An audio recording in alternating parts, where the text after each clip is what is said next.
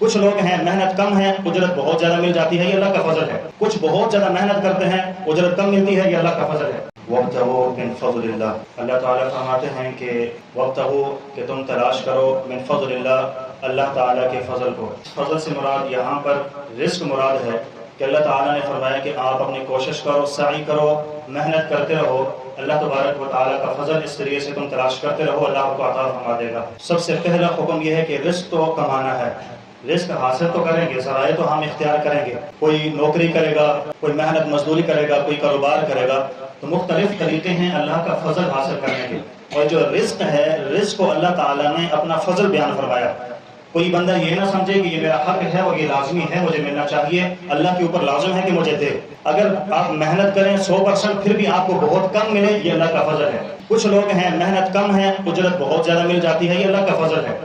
کچھ بہت زیادہ محنت کرتے ہیں، اجرت کم ملتی ہے، یہ اللہ کا فضل ہے۔ پیسہ زیادہ ملے یا کم ملے، یہ اللہ کا فضل ہے۔ اللہ جتنا چاہتا ہے اپنا فضل جس کو چاہتا ہے عطا فرما دیتا ہے۔ اس میں کوئی بندہ اللہ کے اوپر اعتراض نہیں کر سکتا، کوئی بندہ یہ شکوہ نہیں کر سکتا کہ میں اتنا سخت کام کرتا ہوں اور مجھے پیسہ کم مل رہا ہے۔ وہ بندہ دفتر میں بیٹھا رہتا ہے، اس کا اتنا زیادہ کام نہیں ہے لیکن اس کو پیسہ زیادہ ملتا ہے۔ یہ اللہ کا فضل ہے، جس کو چاہتا ہے اللہ تعالیٰ جس قدر چاہتا ہے عطا فرما دیتا ہے۔ تو بہرحال پہلا کام اللہ کا فضل حاصل کرنا، اس کے لیے محنت مزدوری جو بھی ہے بندے کے ذمہ ہے، وہ بندہ کرتا رہے گا۔ اب آپ کے پاس روپیہ پیسہ آ گیا، اب ہر بندہ یہ چاہتا ہے کہ اس رزق کے اندر اللہ برکتیں عطا فرمائے۔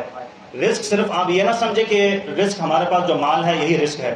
اولاد کا ملنا، آپ کے پاس صحت ہے، آپ کے پاس وقت ہے، آپ کے پاس سکون ہے، یہ سارے کے سارے رزق کی علامات ہیں جو اللہ نے آپ کو عطا فرمائی ہیں۔ اب ان کے اندر اگر کوئی بندہ برکت چاہتا ہے کہ اس کے اندر مجھے برکت حاصل ہو جائے، تو کچھ اعمال ہیں وہ ہم نے کرنے ہیں۔ پہلا عمل ہم نے اس کو تلاش کرنے کا، محنت مزدوری، وہ میں نے ذکر کر دیا۔ اس کے علاوہ اس کے اندر برکات ڈالنے کے کچھ اعمال ہیں۔ سب سے پہلا میں نے جو عمل یہاں پر ذکر فرمایا کہ روزانہ کم از کم 100 مرتبہ تو استغفار ہونا چاہیے۔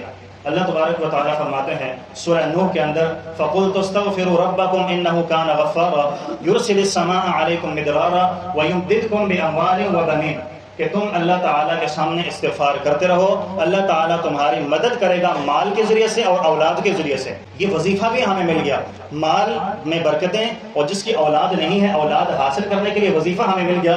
اللہ فرماتے ہیں کہ کثرت کے ساتھ استغفار کرو، مال بھی دوں گا اور تمہیں اولاد بھی عطا فرماؤں گا۔ تو جن کی اولاد نہیں ان کے لیے بہترین وظیفہ ہے کثرت کے ساتھ استغفار کرنا، اللہ ان کو اولاد بھی عطا فرمائے گا۔ کم از کم روزانہ 100 مرتبہ تو استغفار ہونا چاہیے، یہ اللہ نے ہمیں قرآن کے اندر بیان فرما دیا۔ حدیث مبارکہ کے اندر آتا ہے کہ جو رات کے وقت میں سورۃ الواقعہ پڑھتا ہے اس کے رزق کے اندر اللہ برکت نصیب فرماتا ہے، تو اس کا بھی اہتمام ہونا چاہیے۔ اس کے علاوہ فجر کے بعد 100 مرتبہ یا رزاق یا وہاب جو بھی ہے اس کا بھی ورد کرنا چاہیے، اللہ اس کے ذریعے بھی برکتیں عطا فرمائیں گے۔ ساتھ میں ایک دعا بھی لکھی ہے اللہم بارک لنا فیما رزقتنا، کہ یا اللہ ہمیں برکتیں عطا فرما اس کے اندر جو آپ نے ہمیں رزق عطا فرمایا۔ رزق میں نے حاصل کر لیا، یا اللہ اب میرے پاس رزق آ چکا ہے، یا اللہ اب اس کے اندر مجھے برکتیں عطا فرما۔ برکت یہ ہے کہ بیماری نہ ہو، گھر کے اندر کوئی پریشانی نہ ہو، پیسہ فضول خرچ نہ ہو، یہاں وہاں پیسہ نہ لگے، جہاں ضرورت ہو وہاں پر پیسہ لگے، یہ رزق کی برکت ہوا کرتی ہے۔ اسی طرح صلہ رحمی کرنا، رشتہ داروں کے ساتھ تعلقات کو بہتر بنانا، میں نے کئی دفعہ اس پر بات کی ہے۔ رزق کے اضافے کا ایک ذریعہ رشتہ داروں کے ساتھ تعلقات بہتر بنانا بھی ہے۔ جس کے رشتہ داروں کے ساتھ تعلقات بہتر ہوں گے، حدیث مبارکہ کے الفاظ ہیں، حضور نے فرمایا جو رشتہ داروں کے ساتھ تعلقات بہتر رکھتا ہے اللہ اس کے رزق میں برکت عطا فرمائے گا۔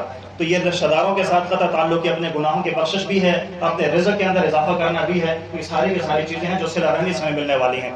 اس کے علاوہ صدقہ کرنے سے رزق کے اندر اضافہ ہوتا ہے، اور نماز کا بھی اہتمام کریں گے، اللہ برکتیں نصیب فرمائیں گے۔ سچائی، جو تاجر ہے، جو کاروبار کرنے والے ہیں، یا اس کے علاوہ جو لوگ ہیں سچائی اختیار کریں گے، اللہ اس کے رزق کے اندر برکتیں نصیب فرمائے گا۔ اور اس کے علاوہ اگر کسی کو یہ دعا بھی یاد ہو تو اس دعا کا بھی اہتمام فرما لے، اللہم اکفنی بحلالک عن حرامک واغننی بفضلک عمن سواک۔ تو یہ بہترین دعا ہے، اللہ تعالیٰ سے دعا ہے کہ اللہ تعالیٰ ہمیں ہمارے مال کے اندر بھی برکتیں نصیب فرمائے، صحت میں بھی، رزق کے اندر بھی، مال کے اندر بھی، اللہ تعالیٰ وقت کے اندر بھی، سکون کے اندر بھی اللہ ہم سب کو برکتیں نصیب فرمائے۔